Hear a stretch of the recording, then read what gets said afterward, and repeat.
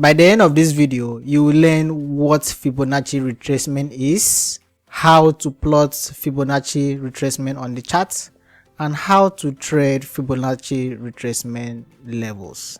Fibonacci levels are geometric numbers that provide objective price reference points. They are more like invincible support and resistance on the chart.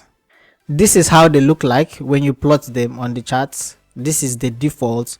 You will have all this series of numbers. The most important Fibonacci levels are the 38.2% level, the 50% level, the 61.8% level, the 161.8% level, which is also called the golden ratio.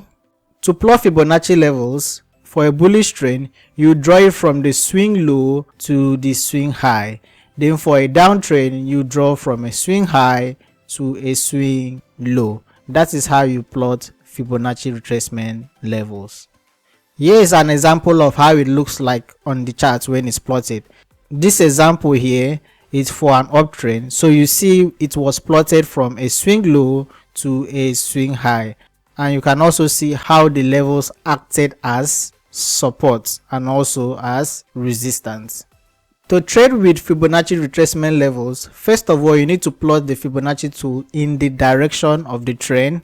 Then you mark out the levels and wait for price to tag it. Lastly, you buy or sell when you get an entry confirmation.